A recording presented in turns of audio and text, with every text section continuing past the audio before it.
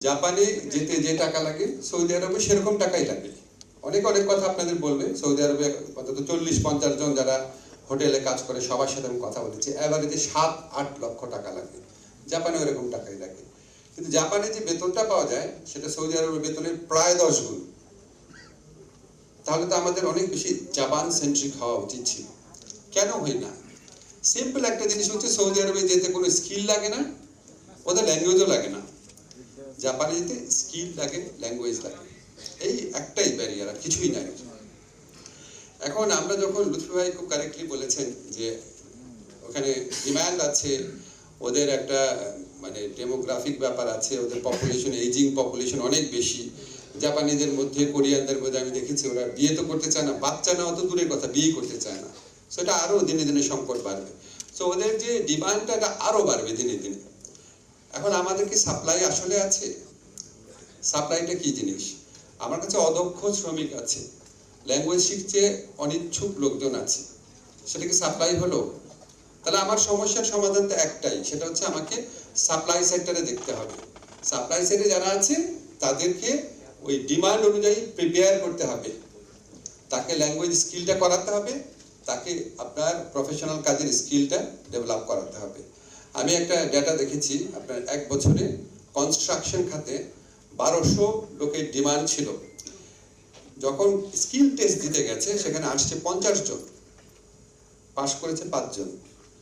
তো ডিমান্ড তো supply, demand হচ্ছে 1200 লোকের, সাপ্লাই হচ্ছে 5। তাহলে আমার অ্যাকচুয়াল সাপ্লাই আর আপনার মানে নোশনাল সাপ্লাই হচ্ছে ডিফারেন্ট জিনিস। আমাকে সাপ্লাইটা বাড়াতে হবে, আমার শ্রম বাজারে সাপ্লাইটা বাড়াতে হলে আমাকে ল্যাঙ্গুয়েজ আর স্কিলের ক্ষেত্রে মনোযোগ দিতে হবে, এটা ছাড়া কোনো উপায় নাই। এখন আপনাদেরকে একটু সংক্ষেপে বলি যে আমরা কি কি করার পদক্ষেপ নিচ্ছি। একটা তো আপনার জাপান সেল করেছি, ডেডিকেটেড একটা সেল আছে, এখানে একটা ডেডিকেটেড ওয়েব পেজ করা হবে, আপনাদের সাথে রেগুলার কনসালটেশন করা হবে। আমাদেরকে হেল্প করার জন্য জিয়া হাসান প্রায় 24 ঘন্টায় কাজ করছেন। আমাকে লুৎফি ভাই বলেছেন, উনি একটা অসাধারণ প্রেজেন্টেশন দিয়েছেন, অনেক কষ্ট করছেন।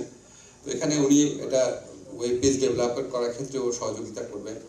আর প্রসিডিউর সিম্পলিফাই করার ক্ষেত্রে হচ্ছে মানে আমরা সবসময় মনে করি, আমি বিশ্বাস করি, আমি ঢাকা ইউনিভার্সিটিতেও দেখেছি, মানে শুধু 10-12টা লোকের সিগনেচার লাগে।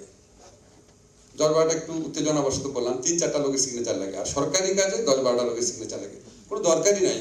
মানে খামাখা লোকজনের চাকরি দেওয়ার জন্য সিগনেচার দেওয়ার চাকরি দেওয়া হয়েছে বাংলাদেশে।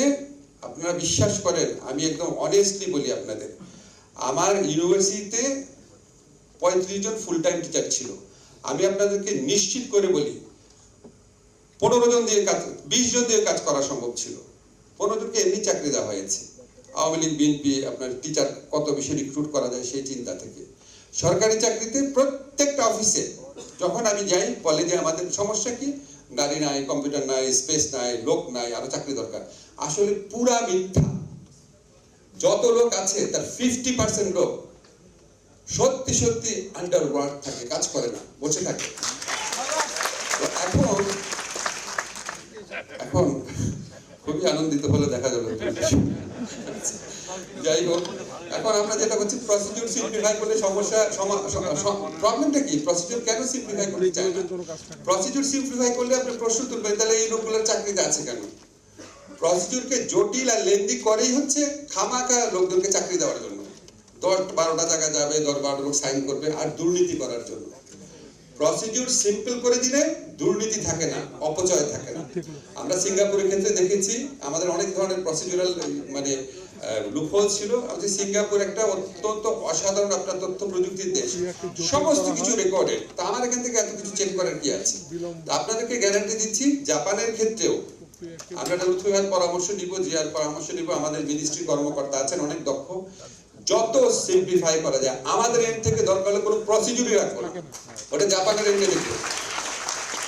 আরেকটা জিনিস যেটা বলেছেন যে আমরা এই সবচেয়ে বড় যে প্রশ্নটা আছে স্কিল ডেভেলপমেন্টের ক্ষেত্রে, সেক্ষেত্রে আমরা এখন চিন্তা করছি, বেশ অ্যাক্টিভলি চিন্তা করছি, আমরা প্রাইভেট আপনার পাবলিক প্রাইভেট পার্টনারশিপের দিকে যাব। আমরা কিন্তু 2টা জিনিস প্রথম থেকে পার্সু করছি। একটা হচ্ছে যে আমরা জাপানের একজন উদ্যোক্তাকে বলছি, আপনি টিটিসি দায়িত্ব নিয়ে নেন, আপনি দায়িত্ব নিয়ে আপনি জাপান থেকে লোক এনে স্কিল ট্রেনিং দেন, আমরা আপনাকে ভেন্যু দিব, পুরা টিটিসি দিয়ে দিয়েছি, কিন্তু মনোহার দিতে পুরা দিয়ে দিয়েছি, আপনারা আপনাদের মতো করে নেন। এই একটা মডেলে আমরা আগাচ্ছি। আর একটা মডেল হচ্ছে আমাদের আল সুন্নাহ ফাউন্ডেশন। এই ধরনের আপনারা জানেন পুরা বাংলাদেশে অত্যন্ত সম্মানিত বিশ্বস্ত কিছু প্রতিষ্ঠান আছে, যাদের নাম শুনলেই লোকে মনে করে না এখানে কোনো খারাপ কাজ করা হবে না, ভালো কাজ করে। তাদের সাথে আমরা বিভিন্ন পার্টনারশিপে যাওয়ার চিন্তা করছি, যে প্রবাসীদের জন্য ট্রেনিং এর ক্ষেত্রে হোক বা ওয়েলফেয়ারের ক্ষেত্রে কোনো পদক্ষেপ নেওয়ার ক্ষেত্রে। আমাদের সাথে 2-3টা মিটিং হয়েছে, কিছু কার্যক্রমে আমরা চিন্তা করছি, এটা আরেকটু কমপ্লিট হলে আপনাদের জানাবো। আর ব্যাংক লোন গ্যারান্টির ক্ষেত্রে এটা আমার কাছে মনে হয়েছে স্টুডেন্ট ভিসার ক্ষেত্রে চিরন্তন যে সমস্যা, আমাদের মানে নিম্ন মধ্যবিত্ত পরিবারে আপনার গ্যারান্টর হওয়ার মতো যে 10 লাখ টাকা থাকতে হবে ব্যাংকে 3 বছরের জন্য, এটা একটা বিরাট সমস্যা। এটা নিয়ে কি করা যায় দেখি। কিছু কিছু ব্যাংক আছে, যেমন আপনার সিটি ব্যাংক, তারা আমাদের যে কোনো ইনোভেটিভ কাজে আমরা যখন হেল্প চাই তারা আমাদেরকে হেল্প করতে আসে। আমরা তাদের সাথে কথা বলবো, যদি দেখা যায় কোনো ব্যাংক তাদের গ্যারান্টর হতে পারে সেটা সম্ভব কিনা চিন্তা করবো, অ্যাক্টিভলি এটা পার্সু করবো। আর আমাদের যে প্রবাসী কল্যাণ ব্যাংক আছে সেখান থেকে তো প্রবাসীদের লোন দেওয়া হয়, কিন্তু স্টুডেন্টদের লোন দেওয়া হয় না। আপনাদের কিছু কথা দিলাম, এটা সিরিয়াসলি চিন্তা করব।